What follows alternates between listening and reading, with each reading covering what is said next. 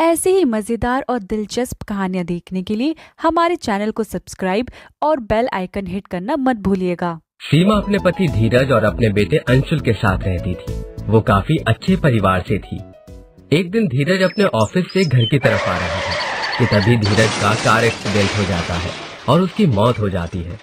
बेचारी सीमा अपने पति की फोटो हाथ में लिए रोते हुए खुद से बोलती है, आप तो चले गए, अब मेरा और अंशुल का ख्याल कौन रखेगा। वो खुद से बोल ही रही होती है कि उसको अचानक याद आता है कि धीरज और सीमा अंशुल को एक बड़ा आदमी बनाना चाहते हैं। इसलिए वो खुद के आंसुओं को पोंछती है और सीमा खुद से बोलती है, नहीं सीमा, तुझे अब नहीं रोना है, क्योंकि तुझे धीरज की तरह अंशुल को भी एक बड़ा आदमी बनाना है। इतना कहते ही सीमा अपने बेटे अंशुल के पास चली जाती है और उसको पकड़कर सो जाती है। देखते ही देखते 16 साल बीत जाते हैं। अंशुल अब 22 साल का हो गया था और वो अपने पिता की तरह एक बड़ा आदमी बन चुका था। सीमा अंशुल की शादी करवाना चाहती थी कि तभी अंशुल अपनी माँ के पास एक सुंदर सी लड़की को लाता है और अपनी माँ से बोलता है, माँ, ये भारती है। मैं और भारती दोनों एक दूसरे से बहुत ज्यादा प्यार करते हैं। हम दोनों शादी करना चाहते हैं। अरे वाह बेटा, मैं तो तेरी शादी के लिए लड़की ढूंढ ही रही थी कि तूने मेरी बहू को मेरी आंखों के सामने लाकर खड़ा कर दिया। मेरी होने वाली बहू कितनी सुंदर है। भारती सीमा के पैर छूती है। सीमा उसको अपने पैर छूने नहीं देती और गले से लगा लेती है। कुछ दिन बाद सीमा अंशुल और भारती की शादी करवा देती है। सीमा अपनी बहू भारती से बहुत ही प्यार करती थी और देखते ही देखते 2 साल बीत जाते हैं। एक दिन सीमा अपनी बहू से बोलती है, बहू, मुझे चाय पिला दे। कहाँ है? सुबह के 10 बज गए, लेकिन तूने मुझे अभी तक चाय नहीं दी है। अरे माँ, आज उठने में थोड़ी देर हो गई है, मैं आपको अभी देती हूँ। सीमा को चाय देकर भारती वहाँ से चली जाती है। शाम को अपने कमरे में बैठकर भारती रो रही थी कि तभी वहाँ पर अंशुल आता है और भारती को रोता हुआ देख उससे पूछता है, अरे मेरी जान, क्या हो गया? तुम रो क्यों रही हो इस तरह? मैं तुम्हें क्या बताऊं? आखिर तुम्हें कुछ बताऊंगी तो तुम तो अपनी माँ का ही पक्ष लोगे। अरे बेबी, तुम ऐसा क्यों बोल रही हो? मैं तो ऑलवेज तुम्हारे साथ हूँ। मैंने तुमसे शादी की है, तुम्हारे साथ जीने मरने की कस्में खाई हैं। बताओ तुम, आखिरकार क्या दिक्कत है?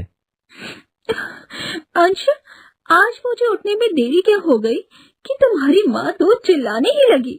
कहती है 10-10 बजे तक सोई रहती है, उठने का नाम ही नहीं लेती। कुछ तो काम कर लिया कर, कामचोर कहीं की। अंशुल बिना सोचे समझे अपनी माँ के पास जाता है और अपनी माँ के ऊपर चिल्लाने लगता है, माँ, तुम पागल हो चुकी हो क्या? बुढ़ापे के साथ तुम्हारा दिमाग सठिया गया है। पर बेटा, क्या हुआ? तुम ऐसे मुझ पर क्यों भड़क रहे हो? तुमने आज जो भी भारती को बोला है, मुझे आज के बाद कुछ सुनने को नहीं मिलना चाहिए, और अगर ऐसा हुआ तो देख लेना तुम, बहुत बुरा हो जाएगा। अंशुल अपनी माँ के ऊपर चिल्लाकर वहाँ से चला जाता है। वहीं दूसरी तरफ भारती ये सब देखकर हंस रही होती है। उसे हंसता हुआ देख सीमा को बहुत ही बुरा लगता है और आंखों में आंसू लिए वो अपने कमरे में चली जाती है। अपने कमरे में जाकर सीमा अपने पति की फोटो लेकर रोते हुए बोलती है, धीरज जी, हमारा बेटा कितना बदल गया है। मुझे नहीं पता था कि हमारी बहू ऐसी निकलेगी। काश आप यहाँ होते। सीमा अपने कमरे में रो ही रही होती है कि तभी भारती वहाँ आती है और अपनी सास से बोलती है, सुन बुढ़िया, चुपचाप अब घर का सारा काम तू किया करेगी। अगर तूने घर का काम नहीं किया, मैं तेरे बेटे को तुझसे दूर कर दूंगी, और तू ये बहुत अच्छे से जानती है। तो अगर तू चाहती है कि तेरा बेटा तेरे पास रहे, तू चुपचाप सारा काम कर लिया करियो। इतना कहकर भारती वहाँ से चली जाती है और अब सीमा वैसा ही करती है जैसा भारती उससे करवाती थी।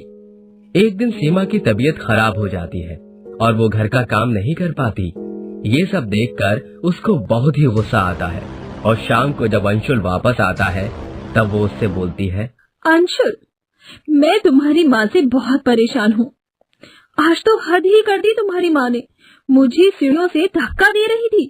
अरे यार क्या करूं भारती, मैं भी तो परेशान हूं तुम दोनों से। एक तो ऑफिस में पूरा दिन थका रहता हूं, पर घर आकर तुम दोनों की चिक चिक बाजी सुनकर मैं बहुत परेशान हो चुका हूं। तुम ही बताओ उस बुढ़िया का क्या करूं। देखो अंशुल, मैं भी परेशान रहती हूँ तुम्हारी माँ की वजह से। मैं अपना काम नहीं कर पाती। एक काम करो, अपनी माँ को ऊपर पहुँचा दो। मतलब ये कि मैं माँ जी के खाने में नींद की दवाई मिला देती हूँ और हम रेल की पटरी पर माँ जी को छोड़ देंगे। ट्रेन के नीचे आकर कट के मर जाएंगी और लोगों को लगेगा बुढ़िया सठी आ गई थी, और ऐसे हम पर कोई केस भी नहीं बनेगा। हाँ भारती, बोल तो तुम सही रही हो। इतना कहकर वो दोनों प्लान बना लेते हैं। भारती अपनी सास सीमा के खाने में नींद की गोलियां मिला देती है। जैसे ही वो खाना खाती है वैसे ही सीमा बेहोश हो जाती है। अंशुल और भारती अपनी माँ को उठाकर कार की डिक्की में रख देते हैं और रेलवे फाटक पर फेंक देते हैं कि तभी पीछे से गांव का एक आदमी ये देख लेता है। वो तुरंत गांव वालों को बुलाकर लाता है। ये देख गांव वाले बहुत ही गुस्सा हो जाते हैं और उन दोनों को बहुत मारते हैं। उन दोनों को मारते मारते पुलिस स्टेशन ले जाते हैं। थोड़ी देर बाद सीमा को जब होश आता है तब वो गांव वालों से पूछती है, मेरे बेटे बहू कहाँ है? उनको तो हम लोगों ने जेल में डलवा दिया है। पर क्यों? आखिर उन लोगों ने क्या किया है? सभी गांव वाले अब सीमा को सब कुछ बताते हैं। ये सुनकर सीमा की आंखों में आंसू आ जाते हैं। वो भागी भागी पुलिस स्टेशन जाती है और अपने बहू बेटों को रिहा करवा के घर ले आती है। अपनी माँ का इतना बड़ा दिल देखकर दोनों की आंखों में आंसू आ जाते हैं और अंशुल अपनी माँ से बोलता है, माँ, आज तूने ये दिखा दिया कि आखिर एक माँ ही होती है। माँ के दिल जैसा दुनिया में कोई दिल नहीं। मम्मी जी, मुझे माफ कर दीजिए। मैंने आपके साथ कितना बुरा किया है। बहू तो घर को जोड़ती है, लेकिन मैं बहू कहलाने के लायक ही नहीं हूँ, क्योंकि मैंने घर जोड़ा नहीं तोड़ा है।